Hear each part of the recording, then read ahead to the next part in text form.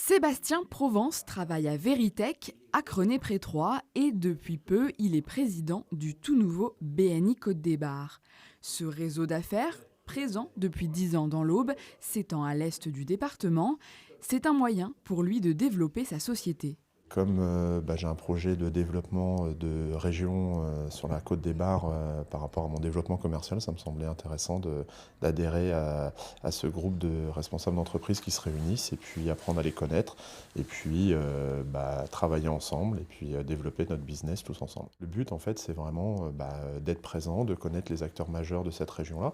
Et effectivement, mon agence est à Crenay, mais en fait nous intervenons sur toute la région, donc c'est intéressant de rencontrer ce secteur-là. Le principe, un rendez-vous hebdomadaire pour parler business et faire connaître ses activités. Dans un premier temps, c'est se présenter aux autres, c'est expliquer notre métier, expliquer notre savoir-faire de chaque entreprise.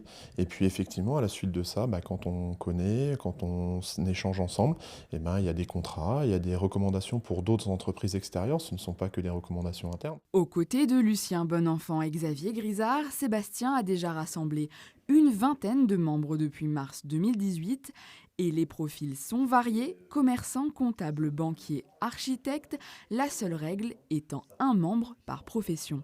Ce jeudi, à Magnan, avait lieu le lancement officiel de ce BNI Côte-des-Barres, le 4e groupe créé dans le département, l'occasion de présenter le projet et ses objectifs. L'envie, c'était déjà le fait de pouvoir optimiser nos forces vives sur la Côte-des-Barres.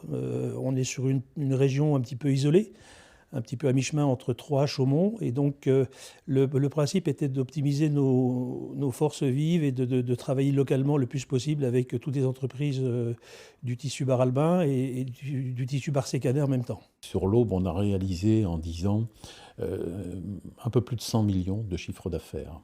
Le chiffre d'affaires cumulé pour toutes les affaires réalisées par les entreprises.